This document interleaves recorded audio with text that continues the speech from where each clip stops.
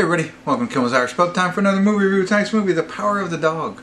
Just got a notification from Netflix. Maybe I had set to let me know and notify me when this came out, but I don't remember it. But it's about a rancher who inspires fear in the people around him. But then his brother brings home a new family, new wife, new son, and he gives them some tough love or something like that. But then he starts to get exposed by his own love.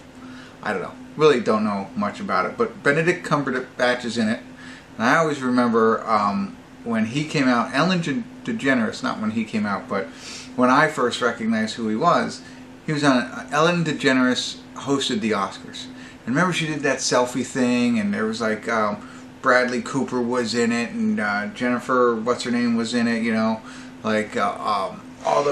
everybody was in it that I recognize that I can't remember right now. And then Benedict Cumberbatch, I had no idea who he was, got into the picture.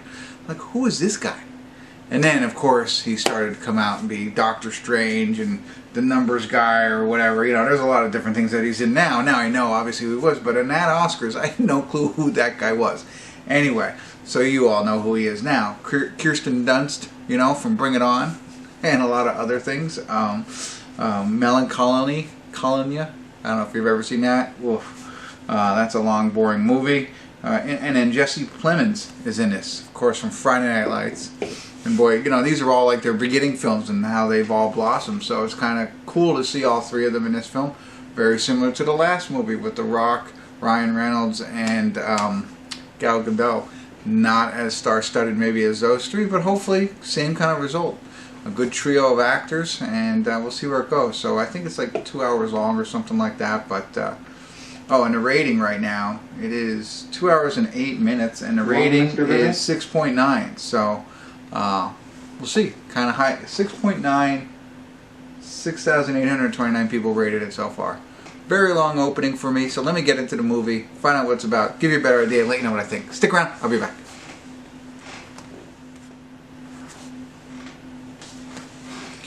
Hey everybody, I want to do a quick check-in here. We're watching The Power of the Dog. We're at the 59-minute, 41-second mark.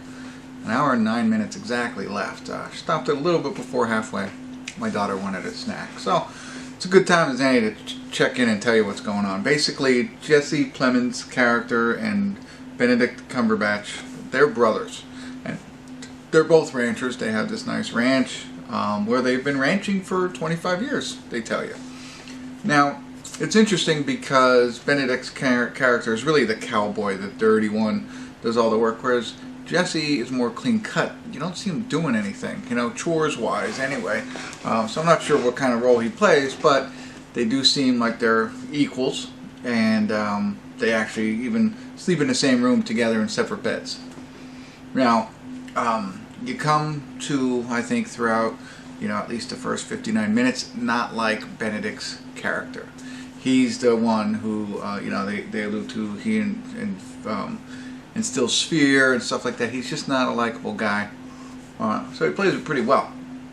Whereas Jesse is more likable, and he is the one who finds the wife. The wife happens to be Kirsten Dunst and her son. Now, we haven't gotten much about the son. We've met him. We know a little bit, but not too much so far. But she seems to, she had her own business where she ran like a bed and breakfast, essentially, we'll call it. But they get married. Now she has moved to the ranch, and you can tell that Benedict is not happy with this. He's kind of stealing his brother from him, kind of stuff. Doesn't trust her, and she's very timid and scared and stuff like that in the way that she's acting. That's really about it. He's introducing her to his parents and to the governor and all that fancy stuff. And there's a piece about the piano, but whatever. So, it's okay so far. I am not terribly interested. You know, it's not holding my interest that much. I'm holding on because I think maybe it's going to get better. But right now it's kind of slow moving, I think, for a 2-hour movie, which I guess it's okay. And hopefully there's a lot of development to stuff that's really going to be better, more entertaining to me.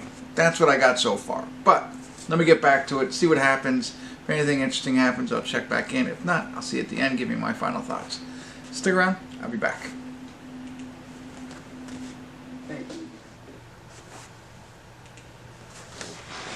Hey everybody, we're at the credits of The Power of the Dog. And I'll start it off by saying this. It's a lot of nothing to get to where they went, I feel. There was a point, I was looking like, how much was left of this movie? Found myself on my phone, not sure, if I missed anything. I don't think so. I think it's pretty all straightforward because it took a long time, to drag this all out.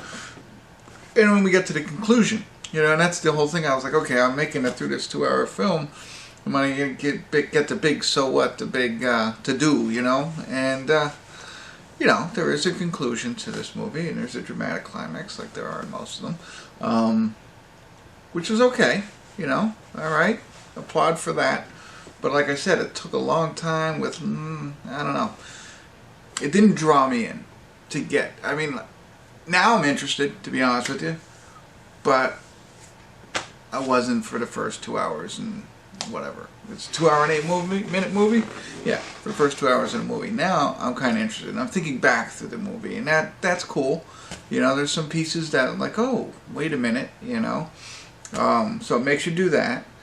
And, I don't know. It's hard to speak if you haven't seen it. I don't want to ruin it for you. Of course, I don't do any spoilers unless I tell you they're coming. It's just, it's an interesting dynamic between all of them. Between Benedict, Jesse, who are brothers, Kirsten, who is Jesse's wife, and then her son. Peter, I think his name was. I don't know what this is. That's the only character name I use is Peter, him. So, he doesn't get along with Benedict's character. Because they've come into the house. Benedict doesn't like either one of them, but, a lot of things. But then, things start to go a little bit better. Really. 2 hours worth of that. And then everything happens and makes you rethink everything. And as I rethink a lot of the movie, I'm like, okay, there's just one hole for me. One question I want answered. And I have to share it with you afterwards. But I'm almost at a 5 on this one. It gets elevated to the 6 because of the last, because of what they gave us. But the whole rest of the movie was a 5. I felt, good acting. Don't get me wrong. I thought they were all great at acting and love seeing Montana. I like ranch stuff. It was a timely movie because everybody's now, out watching I forget now, Kevin Costner's show that I've seen already. I can't believe I'm blanking on that, but whatever, you know what I mean, because everybody's seeing that. So it's timely because people are getting into that, and I think there's going to be a 4th season coming out soon. Anyway, I don't know. So that's what I'm 5 and 6. I don't know. You could go either way on that. So that's what I got. For those of you who haven't seen the film, thank you for tuning in. If you don't want to hear a little bit of a spoiler, I'm not going to give it all away, but I will talk a little bit more openly about the film and from this point forward. So thank you if you haven't already subscribed. For those of you who do want to hear a little bit more into the film, potential spoiler alert. Here's what I got for you. I'll give you 3 seconds to leave. 1, 2, 3. All right. Enough forewarning. The big question I have, so I get it all. I get the anthrax. I know where it came from. I know how that all happened. Now, it happens as a part of circumstance. If all the rawhide was there, he wouldn't be able to give him the tainted rawhide for him to complete the rope, right? So the rawhide leaving is a key piece of all of this, and it left because of his mother. Now, is that a whole ruse? You know what I mean? Was she a part of this the entire time, or was it just happenstance that this happened? I don't know. I try to think back more a little bit through and be like, okay, was she faking being drunk the whole time, knowing she's being watched so that she can get away with doing this? And this all worked out ideally? And if that's the case, I don't get the interaction between her and him at that one point. where he's like, Mom, you don't need to be doing this, that kind of thing. Like that whole interaction where I thought there was going to have a mother-son kind of situation there, but they didn't. That's the only thing. So I don't know. Maybe he was saying you don't have to do it. I don't know what. So maybe he was saying that. I don't know. I don't know. That's my only gap. But again, I mean, if you want to put in comments, please feel free. But put spoiler alert if you're gonna, talk a little bit more about this movie. But that did make it a lot more interesting once that happened. But leading up to that, I wasn't very interested. So, all right, that's it. Thanks for tuning in. Kimmel's Irish Pub.